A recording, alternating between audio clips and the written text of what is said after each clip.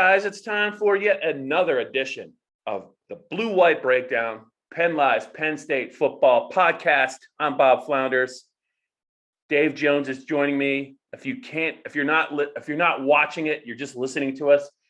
Dave and I are wearing matching purple T-shirts in honor of the 95 Northwestern team? Was that the team or the 90? Yeah, 95 Northwestern. This is 96. You know, it's part of. Yeah, I was talking to Kirk Herbstreit about this. About that's also on my buying list. buying your kids T-shirts and jerseys and stuff on the road. Man, I got Nick so much junk from the road. I think he had a Northwestern purple jersey and it was like iridescent. You know, it was. I think this was probably 99. You know that store right down the street from Mustard's Last Stand. Love Mustard's Last Stand in Evanston. Gotta go. If you underrated venue. Very much so. Very much so. But it was the 95 Northwestern team that went to the Rose Bowl. Was it Darnell Autry, Pat Fitzgerald? Correct. And Steve Schnurr. Steve Schnurr, who threw the overthrow in the Rose Bowl. They could have beaten USC, but USC was pissed off. Yeah. They had endured 2 weeks of people talking about nothing but the fairy tale from the purple people, and they were the purple to Pasadena and Gary Barnett, and they were sick to death of it. And Keyshawn Johnson caught passes, like 18 passes for 300 yards or something. He was actually what killed, I think, they couldn't stop him. They couldn't handle him. It was Ron Vanderlinde's greatest regret. Former Penn State linebackers coach and a very good recruiter for them. He confided in me that was his biggest regret in his entire career, that he didn't prepare. He felt he didn't prepare well enough for that game. But they were only missing their best defensive player. Who was going to cover Keyshawn Johnson? Yeah, who was going to cover that guy? He was the number one pick in the draft. They were missing Pat Fitzgerald because he got injured in the last game against Iowa. Do you remember? Yeah, he couldn't play. 41 points happens in that case. Anyway, we're getting real close now to the start of football season, Dave. I know you're excited. I think you're excited. I'm pretty excited actually to get back up to Beaver Stadium. See some football. It'll be interesting to see a crowded Beaver Stadium. We can get to that in a little bit. If that happens, a little bit. We can get to that a little bit later, Dave. But let's start with we're recording this on a Wednesday. In a couple of days, we're going to be up in State College for Penn State Media Day, which is a big deal in the offseason. James Franklin, all of his coordinators, and most of the Penn State players are made available to the media so we can kind of write stories for the next 400 days until the season kicks off.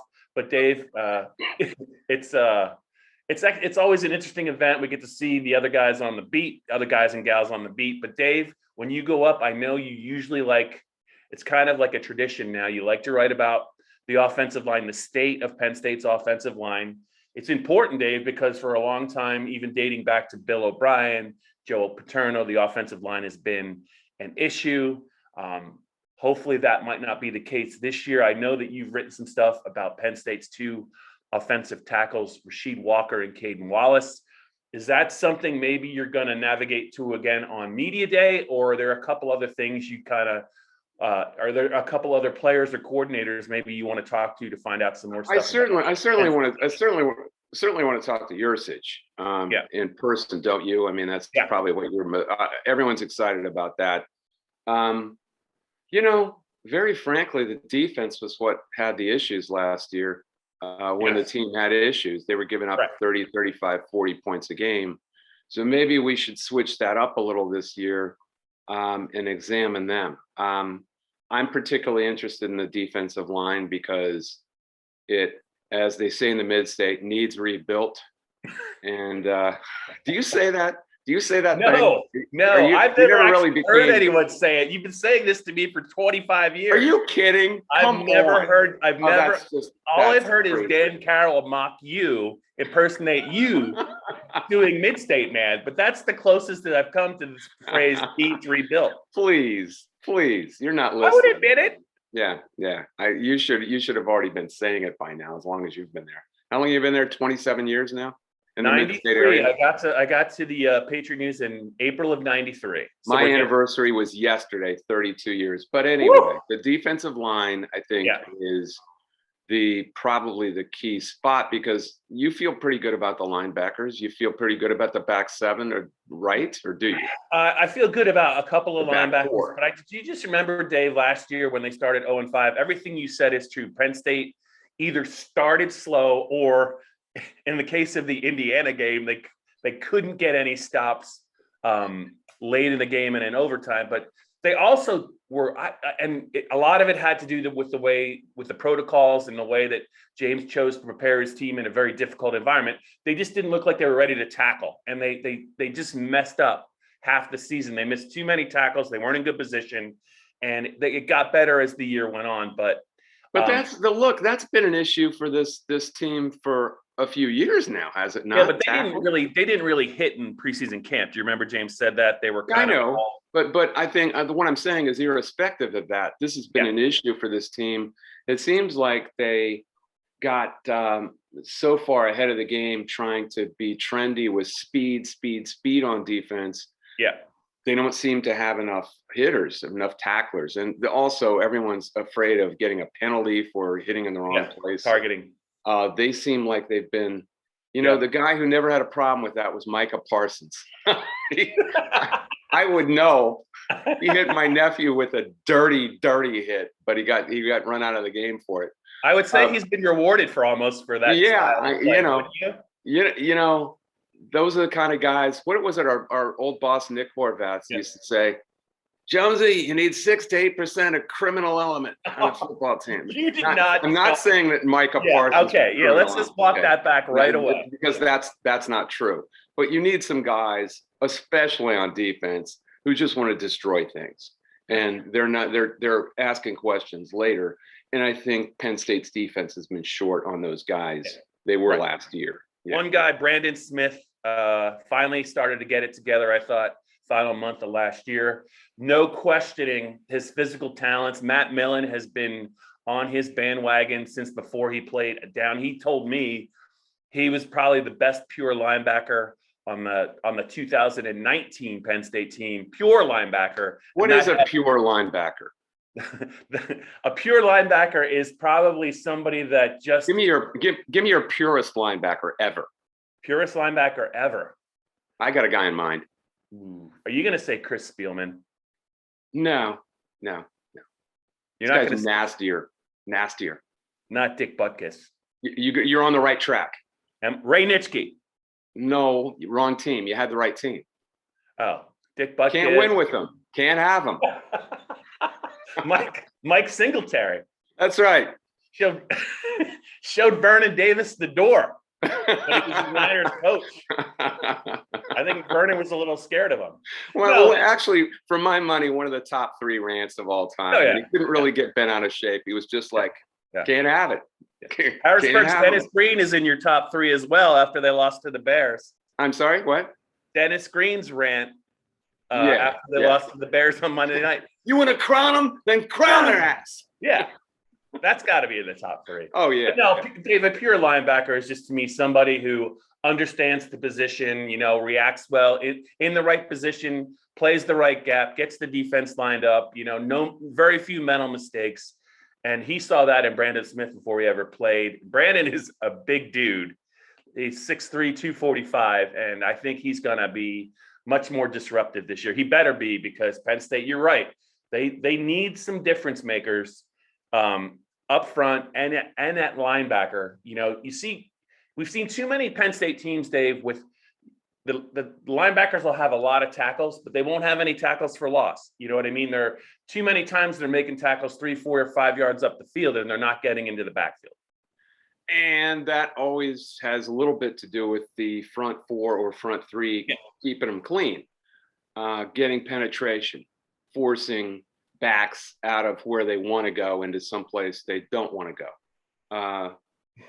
I don't know that we had that really last year either. So I think the question is about the front 7, but especially about the front 4.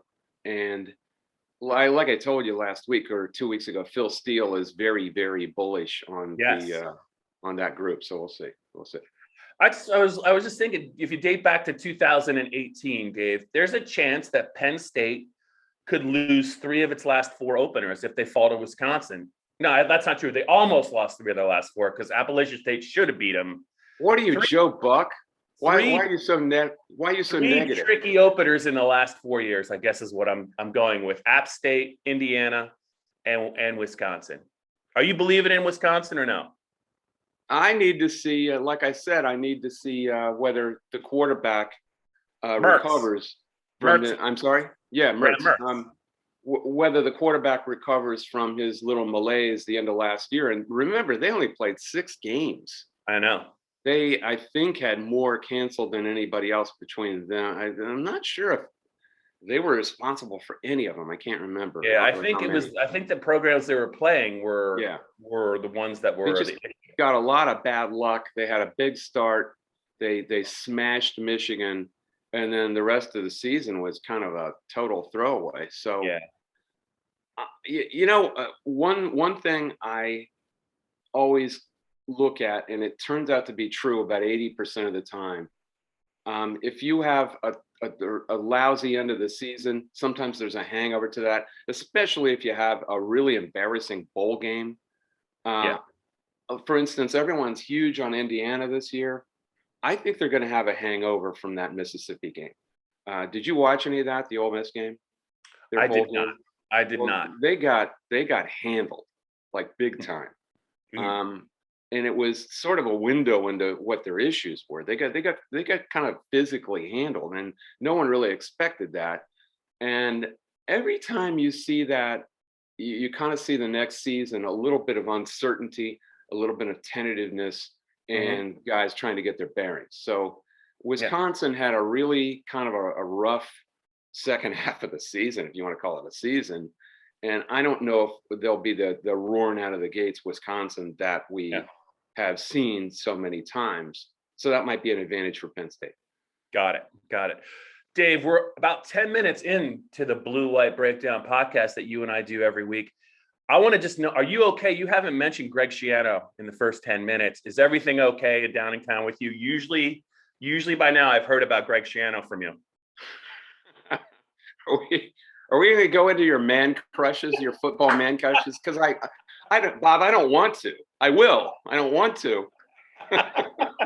I was just checking if you were okay, because I thought we were going to have an annual Greg Schiano mention, and it looks like we're not going to get one this week. Here's one for you, Dave. I know that last year was 4-5 and forgettable for Penn State. Was there one guy on the team by the end of last year that wasn't like a big name? Obviously, Jahan Dotson had a great year, and he was the standout, I would say, for Penn State. Fryermuth, was heading that way before he got hurt midway through the season. Was there one guy that you thought, man, this guy's going to be really good next year? He got better and better and better as the season went on. In a healthy environment with a good lineup around him, this guy's really going to take off.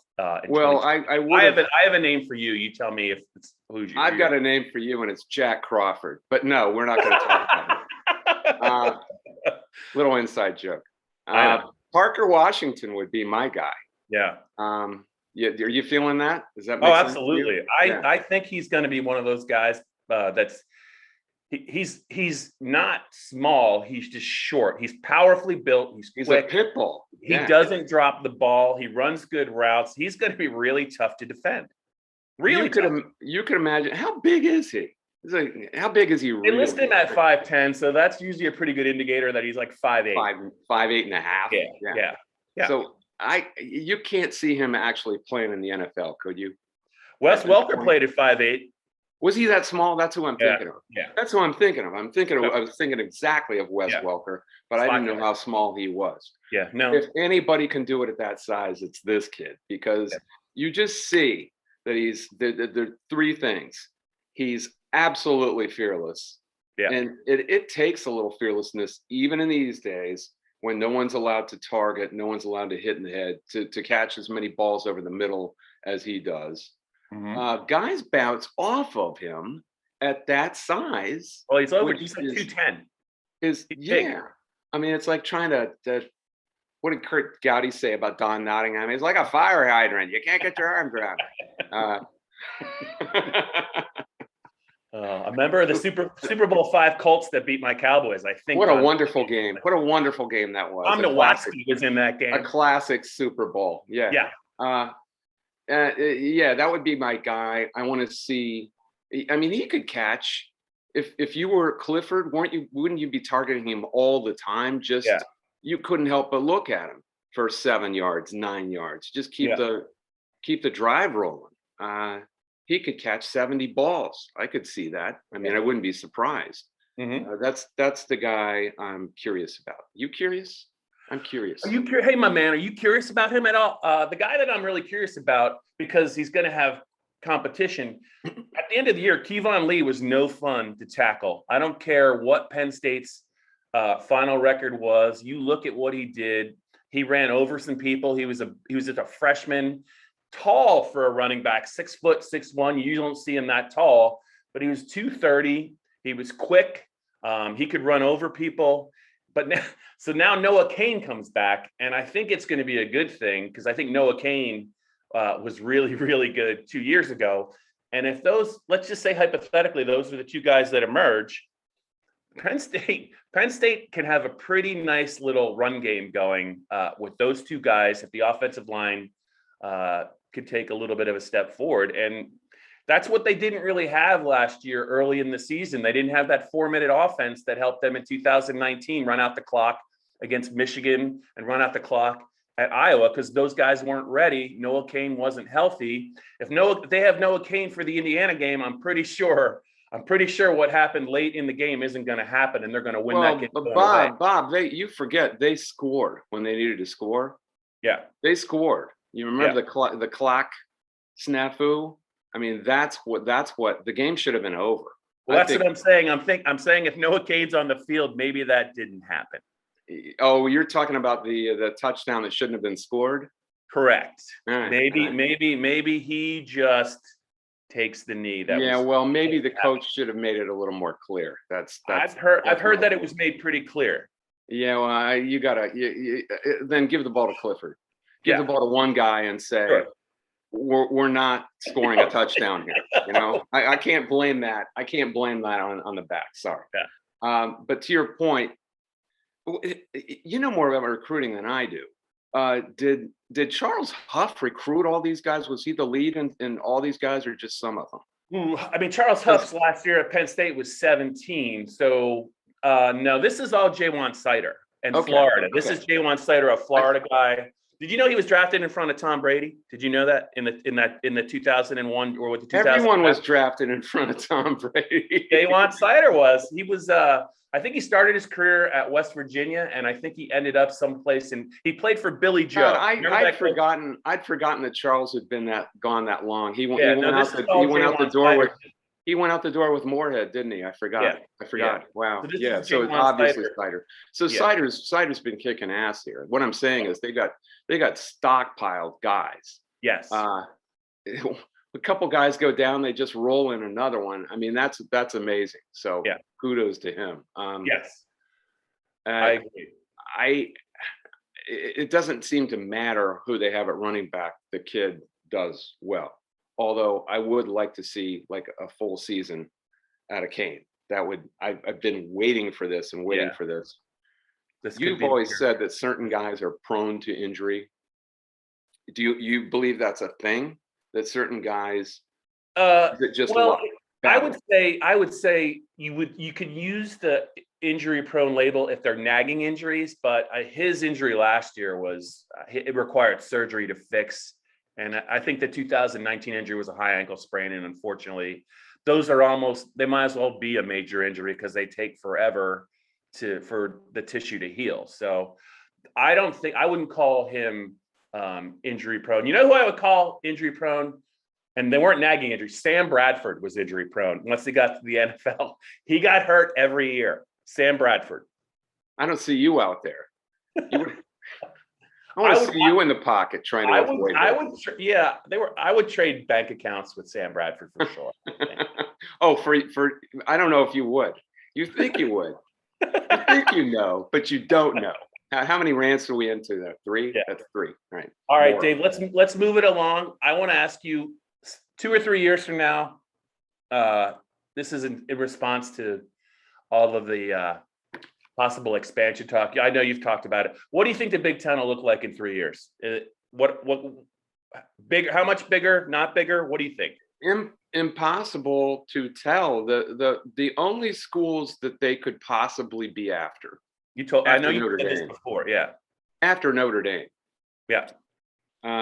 Which I don't think Notre Dame's ever going to want to be part of a league because they can double dip forever. They've got their own channel. Yeah. They don't need it. Yeah. Maybe things were Kansas and North changed. Carolina, right? Didn't you say Kansas and North Carolina? Yeah, and Virginia and North Carolina would be my big brands that would carve out more turf. People say Georgia Tech. I really don't see that as adding to your streaming service viewers, screen viewers, really anything. That's never been a big draw. It's an AAU school, sure, the Association of American Universities. So what? I think what Virginia and North Carolina bring is big brands, big schools, very, very proud alumni associations, really good schools, good academics, and that recruiting turf. I mean, where the Big Ten is dying is out in the plains. I mean, it used to be 40 years ago, 50 years ago, you would know as much as anyone with Barney, what's his name, coaching the lineman. Who was that weight guy that was? No. So that Nebraska. So there was a weight guy, but there was also, I think, the offensive line had another coach that was also pretty good at stuff. Yeah, I'm struggling. You know what we're talking about, but it was a different time, and correct me if I'm wrong, but Nebraska recruited Boyd Epley. Right? Yeah. There is. Back then, there were a ton of Nebraska kids at Nebraska, correct? Yes. Yeah. Ton. Like half the roster was from Nebraska. Yeah, and you can't do that anymore. Can't. You're not going to compete that way anymore. There's certain areas of the country that have just lost population. There's certain areas of the country that just don't value football all that much. And those areas out in the plains, they have to recruit other places. And one of the other places that Pennsylvania is not any old head from Pennsylvania will tell you high school football is not close to where it was 30 or 40 years ago in this state. Where are you going to compensate? Where Penn State has compensated for the last 20, 30 years is the Mid-Atlantic. Virginia, North Carolina, full of players, full of talent, and it remains that way. DMV also. So to me, that's the only place those are the only two schools you would want. Can you get them? I think the cost, there is no contract, as we've just seen. There's no grant of rights that is unbreakable. Everything can be broken if you want to break the eggs in money in tens of millions of dollars, and everyone wants to do it, you can do it. But I think ESPN, as we can see, was behind the entire Texas-Oklahoma merger into the SEC. Are they going to want this? They have nothing to do with it. It's Big Ten is Fox.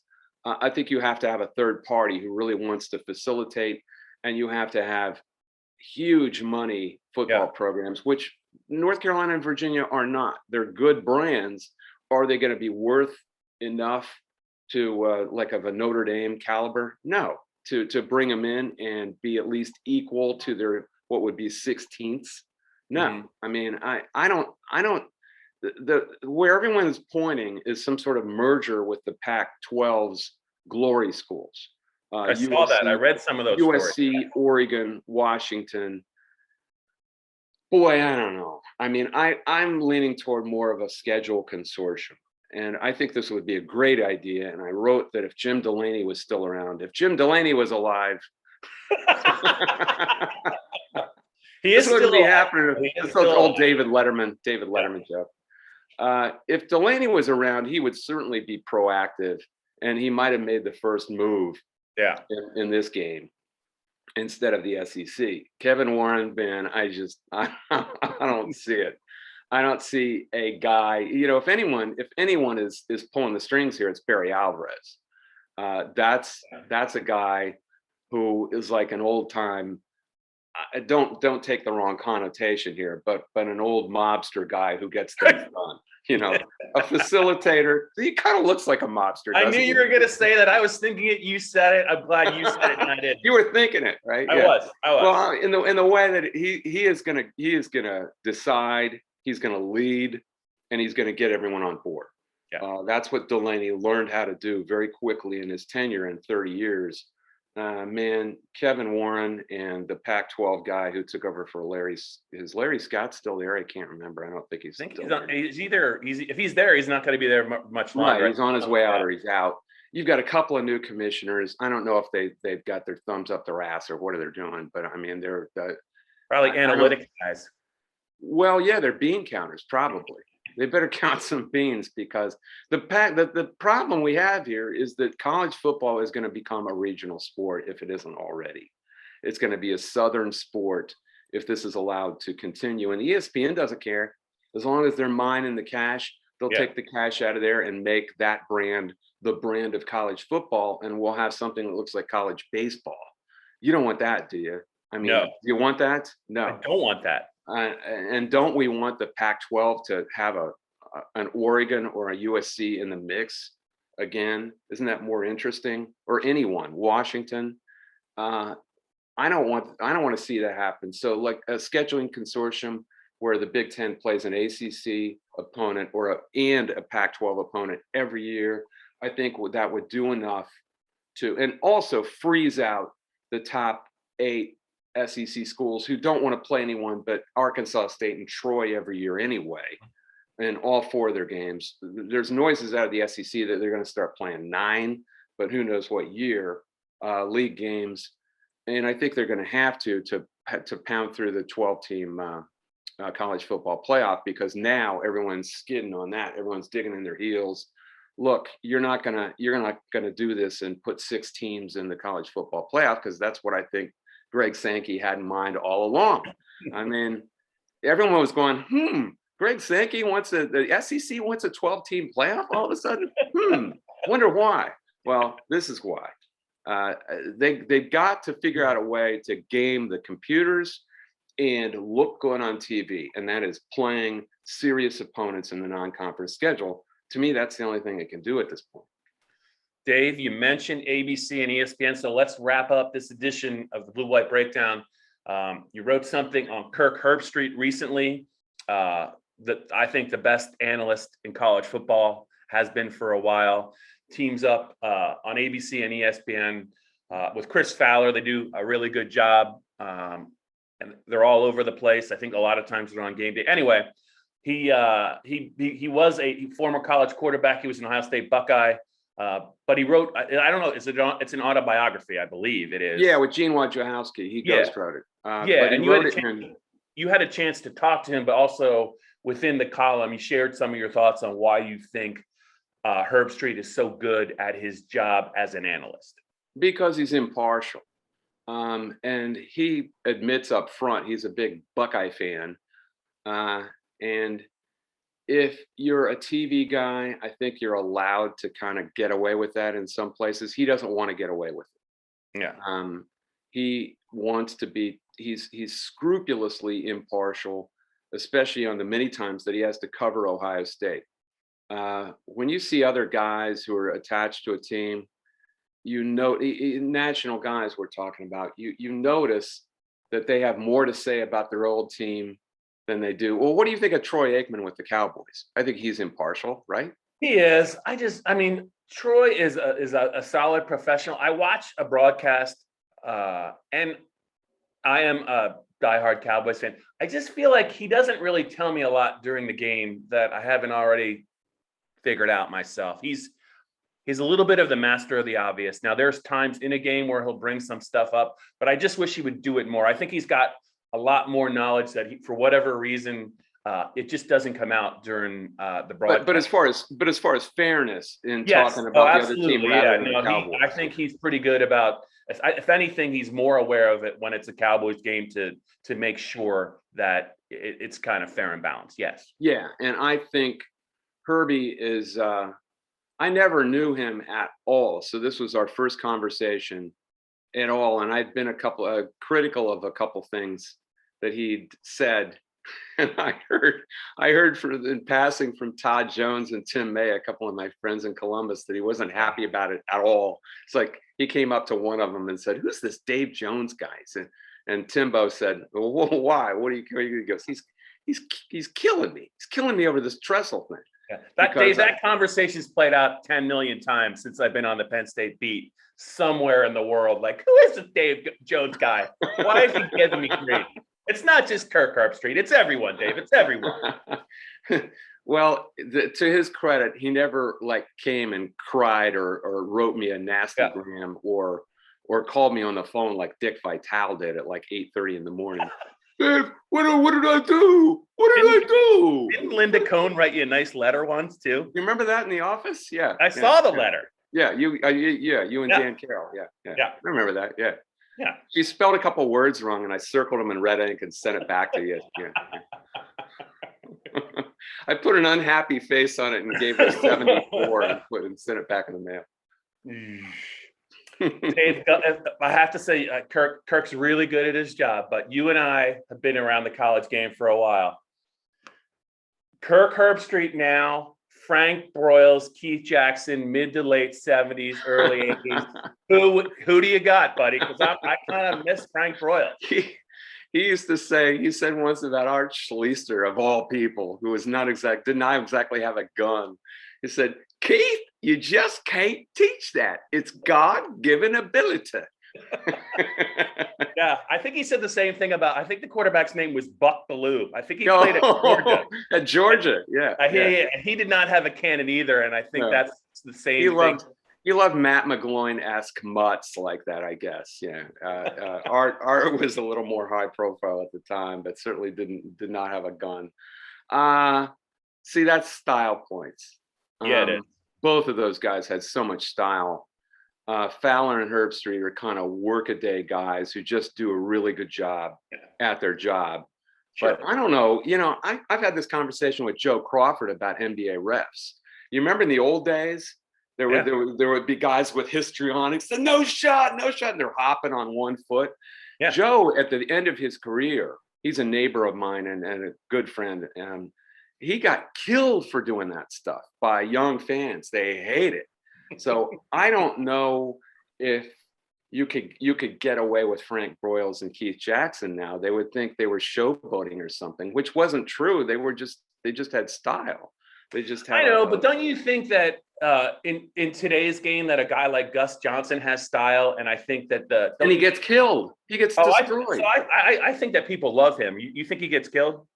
He gets destroyed. Yeah. I mean, I think it's 50-50. There's many people that hate him than love him. I happen to love him because I've talked to him 3 or 4 times, and I suspected that stuff was genuine. And I really think you can't fake that. If you talk to somebody on the phone and they're still talking like this, then but he's not like that at all. He really genuinely loves that moment. And he just gets excited. Now, some people still hate it because they don't want that. I don't understand the guys who love Joe Buck. I mean, I don't hate Joe Buck, but there are a lot of people who hate Joe Buck too. But I don't understand people who think that's the archetype. I mean, this kind of drone all the time. I want a little bit of lively kind of. I just don't want the over the top happy horse crap that we get from ESPN, where they're constantly laughing at things that aren't funny. Yeah, right. I know what you mean. If you're funny, then TNT on NBA, those guys are funny. They don't laugh at their own jokes. They're just funny. ESPN is constantly trying to fabricate this happy hilarity bull crap, and they're not. So I don't want that. Yeah, I either want happy or I want hungover, like Summerall and Brookshire doing late 70s Cowboys games. And you just couldn't tell. Then by all means, you would be the greatest analyst in college football. You should be on the air. Okay, that's fair. I'll allow it. We're gonna on that hungover note, we're gonna wrap up this edition of the Blue White Breakdown podcast. Next time Dave and I talk, We might be doing a video Saturday. I don't know. We'll see. Yeah. We might be doing our first video. We haven't done one in like a million years, but we got to do one. We got to do one just for that reason. But for our next podcast, I think we're going to have a lot to talk about after talking to some of the Penn State players and coaches. So you guys have a lot to look forward to this week.